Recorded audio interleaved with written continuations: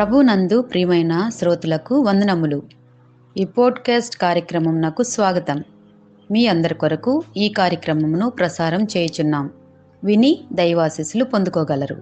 ప్రభునందు ప్రియమైన శ్రోతలు, యేసుక్రీస్తు ప్రశస్త నామంలో మీ అందరికీ శుభములు, వందనములు. ఈనాటి మన ధ్యానాంశము the path of righteous learning through instruction. నీతిమంతుడు ఉపదేశం ద్వారా నేర్చుకును. సామెతల గ్రంథము 21వ అధ్యాయము 11వ వచనము ఒక కీలకమైన సత్యాన్ని మనకు బోధిస్తుంది. అపహాసకుడు దండింపబడుట చూచి జ్ఞానము లేనివాడు జ్ఞానం పొందును, జ్ఞానము కలవాడు ఉపదేశం వలన తెలివి నొందును. నీతిమంతుల మార్గం వినయంతో నేర్చుకోవడం ద్వారా, అంటే ఇతరుల తప్పుల నుండి హెచ్చరికలను గమనిస్తూ దేవుని వాక్యంలో ఉన్న సత్యాన్ని స్వీకరించడం ద్వారా ఎలా రూపుదిద్దుకుంటుందో ఈ వచనం మనకు వెల్లడిస్తుంది. దేవుని ఉపదేశము మనలను జ్ఞానము మరియు నీతి వైపు ఎలా నడిపిస్తుందో నేడు మనము పరిశీలిద్దాం. ఈ వచనము జ్ఞానాన్ని పొందే 2 మార్గాలను తెలియజేస్తుంది. నీతి మార్గంలో నడిచే 2 వ్యక్తుల అభ్యాసాలను పోలుస్తుంది. మొదటిది, జ్ఞానహీనుడు లేదా అమాయకుడు అపహాసకుడు పొందే శిక్షను చూసి తాను వ్యక్తిగతంగా బాధపడకుండానే జ్ఞానాన్ని పొందుతాడు. అపహాసకులు సత్యాన్ని తిరస్కరించేవారు. వారి పతనము ఇతరులకు హెచ్చరికగా మారుతుంది. ఉదాహరణకు, ఒక పిల్లవాడు తన తోబుట్టుకు నిప్పు తగిలి కాలిన గాయమైనప్పుడు ఆ నిప్పును తాకకుండా జాగ్రత్త పడే జ్ఞానాన్ని పొందటం. సామెతల గ్రంథము 13వ అధ్యాయము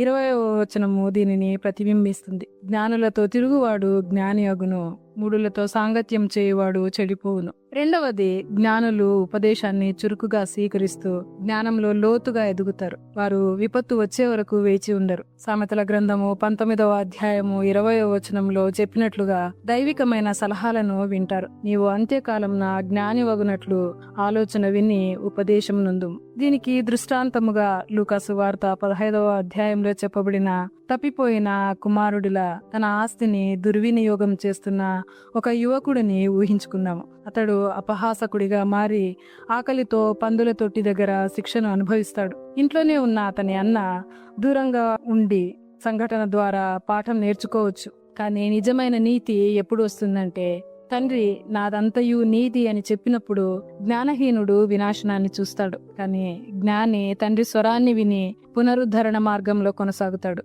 ఈ కథ శిక్ష జాగ్రత్తను నేర్పిస్తే ఉపదేశము వ్యక్తిత్వాన్ని నిర్మిస్తుందని నిరూపిస్తుంది. ఉపదేశం ద్వారా నేర్చుకోవటానికి, నీతి మార్గంలో నడుచుకొనుటకు మనము అనుసరించవలసినవేవంటే, మొదటిది తెలివిగా గమనించటం. రాజైన సొలొమోను భూమిపై అత్యంత జ్ఞానవంతుడిగా పేరు పొందినవాడు. తన తండ్రి విజయాల నుండి, తండ్రి చేసిన పాపము నుండి పాఠాలు నేర్చుకున్నాడు.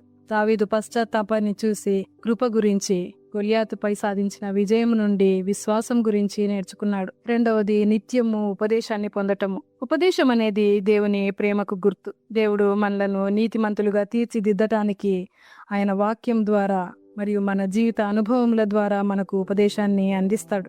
ప్రాముఖ్యంగా కీర్తనాకారుడు చెప్పినట్లు, నీ వాక్యము నా పాదములకు దీపమును, నా త్రోవకు వెలుగునై ఉన్నది. వాక్యాన్ని చదివి దానిని వినయముగా అన్వయించుకునే వారముగా ఉండాలి. మూడవది, నీతిమంతులు నిత్యము ఎదిగేవారుగా ఉంటారు. వారు ఉపదేశానికి స్పందిస్తారు. సామెతల గ్రంథము 9వ అధ్యాయము 9వ వచనంలో చెప్పబడినట్లు, జ్ఞానిని ఉపదేశించుము, వాడు మరింత జ్ఞానం పొందును. నీతి మార్గం అనేది నిరంతరము నేర్చుకునే ప్రయాణం. అపోల్లో ఒక గొప్ప ప్రసంగికుడు, కానీ అతనికి ఇంకా ఉపదేశం అవసరమైంది. అపోస్తుల కార్యములు 18వ అధ్యాయంలో మనము చూస్తాం. అకుల, ప్రిస్కిల్లా దేవుని మార్గమును అతనికి ఖచ్చితంగా వివరించారు. అతడు నేను ఇప్పటికే గొప్ప ప్రసంగికుడను అని అనలేదు. అతడు విన్నాడు, తద్వారా మరింత సమర్థవంతునిగా మారాడు. అదే నీతిమంతుని లక్షణం.